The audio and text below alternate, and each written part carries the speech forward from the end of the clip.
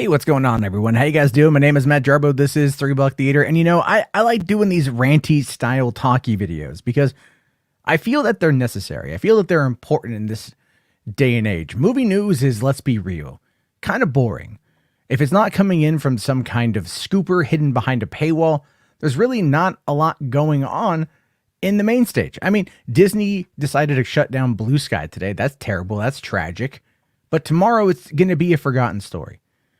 And we need to talk about things that are not going to be forgotten and why they're important in this moment in time. And that's why I do want to talk a bit about Zack Snyder, specifically things Zack Snyder has done recently. And I feel like ultimately he is the one person who has been marketing the Snyder Cut for all of these years. Yes, don't get me wrong. People on Twitter, people in the Snyder Cut fandom, they've definitely helped out. Make no mistake about it. You guys have definitely done your part. But when it comes to the grander, broader scope, when it comes to the concept of putting this into the mind of people who are going to subscribe to HBO Max right now, it's basically all Zack Snyder. And that's fascinating because that's been the case since like 2017, 2018, when Zack popped up on Vero and started giving tidbits of information about the Snyder Cut. He started a grassroots movement on an unknown platform that is still heavily mocked to this day as essentially just being Zack Snyder's personal social media platform. And he has done it in a way that has been able to leak out into the mainstream and cause, for lack of a better term, a revolution of sorts. Now, I don't use that term lightly. I don't use that term to, try to over-exemplify the situation or blow smoke up anyone's ass. But we are in unprecedented times. Never mind the global pandemic, but everything migrating to streaming, movie theaters effectively on the brink of never being the same ever again. And here we've got a 4-hour cut of a movie that, to the general public, came and went over 3 years ago without a bang, but it was okay. I don't know if I'd watch it again. Most people out there don't know what's going on with the Snyder Cut. Just like most people didn't know that Batman v Superman's theatrical cut was absolutely borked by Warner Brothers. That Kevin Tushihara and the powers that be decided to cut out 30 minutes of expository narrative storylines in order to be able to give you a better idea for what to expect, which is why, and I love to bring this up, when the Ultimate Edition of the Snyder Cut came out, it stayed at the #1 spot on home video sales, at least domestically, for 5 weeks. That is Blu-ray and DVD. Followed by 4 of those weeks by The Killing Joke, which had recently come out in theaters and then been released on home video as well.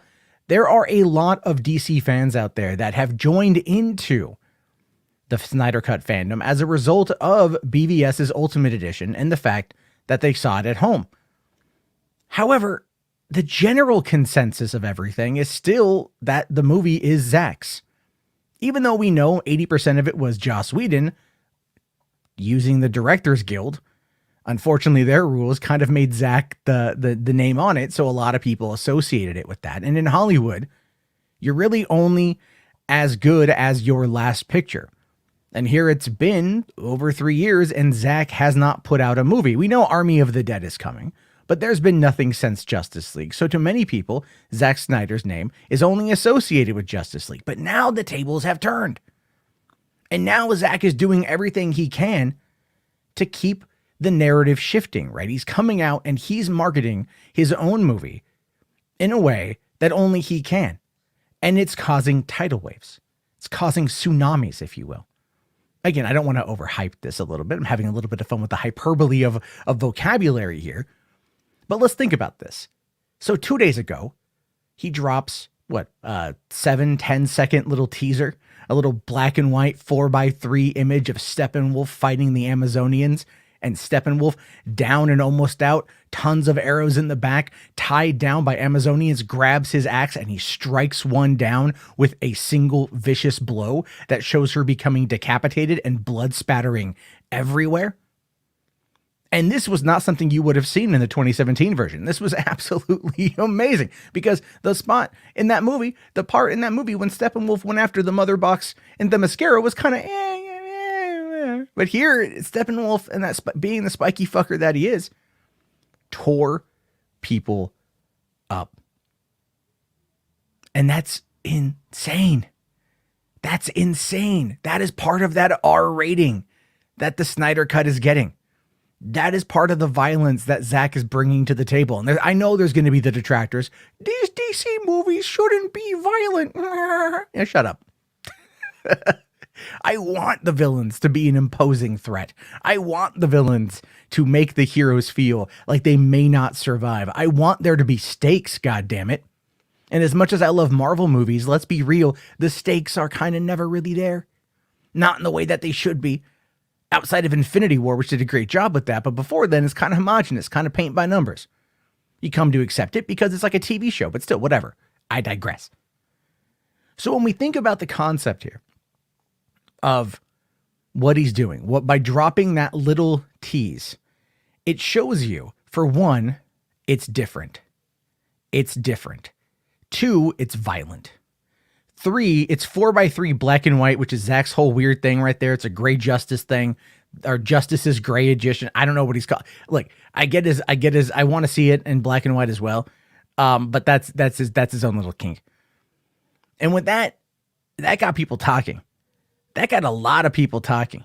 Weta Digital came out finally and said it's good to see our work being used. Weta is a huge player in the nerd field. Everyone loves Weta Workshop. You had all the main players, the key players, with the exception of Warner Brothers, retweeting it and talking about it, building up hype.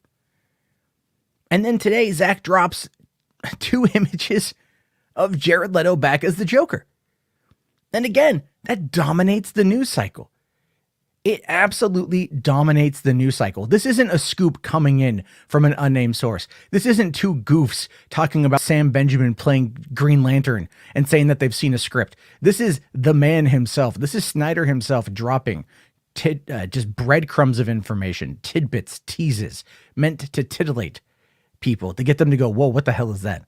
Because as much as many detractors out there may want to argue that Suicide Squad was a terrible movie, the damn thing still grossed, I think it did like 700 million worldwide, somewhere in that neighborhood. It was number 1 for multiple weeks. The soundtrack was nominated for a damn Grammy. It was number 1 on the charts for weeks. And it made money. People went back to see it repeatedly. So people enjoyed it. And part of that was not just Harley Quinn, but also Jared Leto as the Joker, because here it is over 4 years later, 4.5 years later, and we're still talking about Jared Leto as the Joker, even though the Joker movie came out and grossed $1 billion and won Best Actor for Joaquin Phoenix. We're still talking about Jared Leto 4.5 years later. There is staying power with these characters. But the thing is, the marketing from Warner Brothers, the lack of involvement from them, the lack of support from them as a studio has been quite telling. It's fallen to the filmmakers to keep the word alive. And so this is what Zack is doing. Zack is having to at this point, because he's getting no support from the parent company. He's getting no support from Warner Brothers, which has a marketing team, which has the ability to retweet something or to tweet about something or to show solidarity, which is really weird that they're refusing to do so. And it's also really weird that Jason Kilar is still not making them do it, you know? But anyway, I mean, even today, Ray Fisher said Walter Hamada still needs to apologize to people. So we're still working on that front. I think once we get Hamada on board, it's going to be smooth sailing as far as that's concerned. Because once we get Hamada on board, then Toby Emmerich, who's generally a yes man, will fall into line. But for the next month, because we have the trailer dropping in just about 5 days. So we have the trailer dropping in a couple days, and we're going to get teases leading up to that trailer. And that trailer is going to be a big, big, big, big showcase. Junkie XL said that the score is done. I can't wait to hear it, to be honest with you. And we know that it's coming. Nothing can stop it. The bell's been rung, as I said the other day.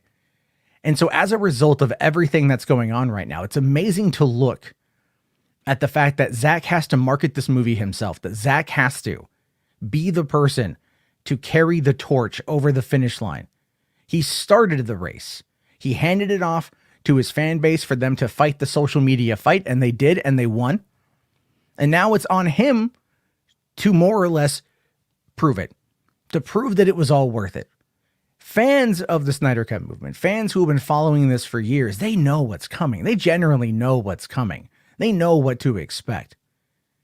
But the average audience out there doesn't. The normies out there don't. And that is now the burden that is on Zack's back, is that he has to be the one to come out and showcase this and share this with the world. And the beautiful part about social media is that word spreads like wildfire. And so today, Vanity Fair talked about the images. I think they were the first ones to get them. But yesterday, it was somebody else on Twitter. I think Ohio Dave was the first guy. Zack will give information to people to help it come out, but he's the one who is spreading it. He's the one who is working this whole thing from not only behind the scenes, but in the spotlight, depending on the situation. But he understands what needs to be done at this point, because in order for us to get a Justice League 2, which may or may not happen, and even he has said it may or may not happen, this movie has to slap, and it has to slap fucking hard. So as a result of that, showing us these tidbits, showing us these more violent variations from what we would have seen in 2017 is going to be used as a way to reset the palette in order to cleanse it. So when we do get that 4-hour extravaganza in just over 5 weeks, it's going to be an amazing sight to behold. So that's what I just wanted to talk about today, was Zack doing that whole thing. I think that was really fascinating.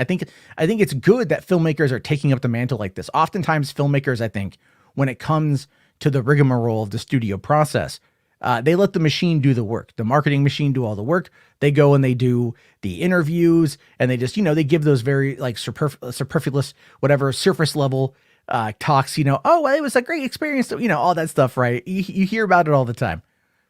But to have a director who's been actively involved in engaging his fan base to push a social media movement that took 3.5 years in order to get it greenlit, and is now bearing the burden of being the primary marketing force behind this, is insane. It's unprecedented, and it's going to be something that people are going to talk about for decades to come in regards to film marketing.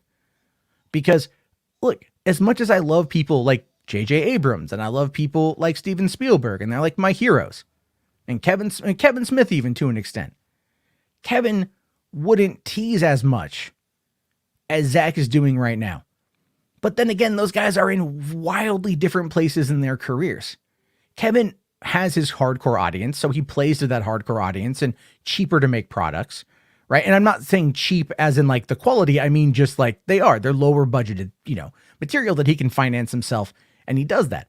Spielberg and J.J. Abrams are big budget guys that have their core fan base, and they've also got the respect of the industry, and they've got the name recognition.